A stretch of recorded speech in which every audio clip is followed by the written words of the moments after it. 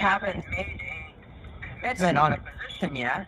That is not fair to our families. You have been on the board of city councils. This is not a new issue. Many people have called you out for taking that as kind of a cop-out. You know what the issues here. You drive down our streets. You see what people are going through. Like I said, 60% of the people in the unincorporated area are renters. Renters. And we've also had meetings with you as well to explain it. We've had ACE lawyers specifically talk to you about all the ins and outs of what these laws are about.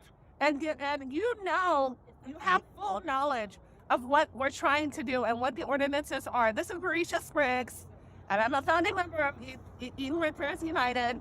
And I have been in all of the meetings with you, Lena Tam, and I know that our ACE lawyer spoke to you specifically about all the ins and outs of the tenant protection ordinances that we're trying to pass. So in no way can you say that you don't know what this is about. This is not true. This is absolutely false. Here, I don't know what it's about. What I'm saying is that by looking at how it compares with the protections that are in place that have all supported, that I have supported as well. I live in a single family home. I'm not protected. My family is not protected. Does that matter to you? Does it matter that I'm vulnerable, that my children who are disabled are vulnerable? We want a commitment. We want a commitment.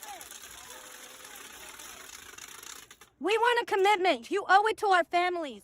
You have complained on being the second coming of Wilma Chan. This was her legacy. Will you commit to honoring Wilma Chan's legacy, or are you just using her name to get votes? You campaigned on her. She was a champion for us. She was our champion. You have taken her seat. So are you going to honor her legacy? Or will you be cashing in those checks, those $200,000 worth of checks that you got from realtors? Okay. Your constituents are waiting for an answer.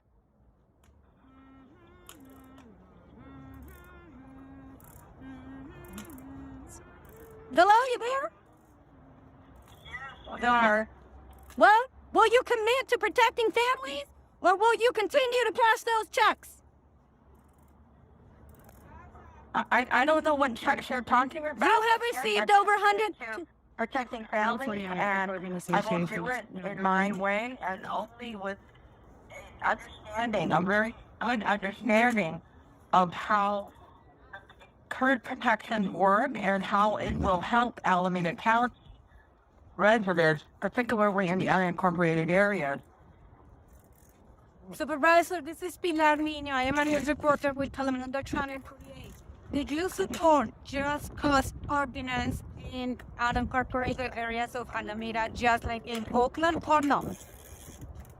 There is a judge clock law right now that is in place that I support. But it doesn't apply for the incorporated areas of Alameda. So my question is, do you support it or not? It applies to the unincorporated area. I just told you I'm not covered under that.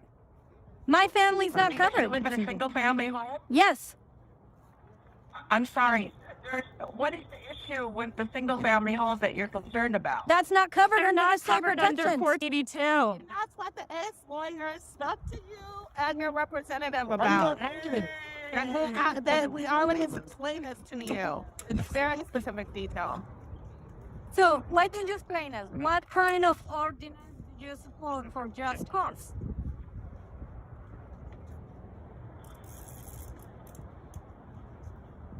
I support the provisions for 1482. Is that a no? Are you telling us no? There's your answer. Are you going to vote for tenant protections tomorrow at the Board of Supervisors? Hi, this is Dolores with East Bay Housing Organization. You just said that you want to support families in your own way and in the way that you want to. As an elected official, you are not to be just representing yourself. You're supposed to be representing for people in your district. So for you to say that you're going to do it how you want to is completely the antithesis of what being a accountable elected official is. You either can represent the people that are out here today and the majority of more and the majority of your constituents, or you are telling us that you basically are a rogue person who is not abiding by the fact that you are an elected official. I don't disagree with what you're saying about the need for tenant protection. Then it's What I then your want decision is to understand how the law will work for Alameda County. That's an you excuse. you have had plenty of time to do that. You've had plenty of time to look at this issue. You've had multiple opportunities to be educated, many of which you have taken. You have met with ACE lawyers who have explained this to you. So who else are you looking to explain this to besides the people in your district who clearly understand it because they're living it? Or who else do you need? Is it that you need other specific folks that are not people with lived experience? I'm not understanding who else you need to educate you because you have the opportunity. There's less than 24 hours. It's really simple. We're making it very simple for you now. The language is very simple. You can support this and support people in your district, or you're basically using an excuse to say that you don't. And I don't think that this excuse of figuring out how other laws apply matters at this point, because you have been told by people who are living it that it does not apply to them, and this is a way to get them protected.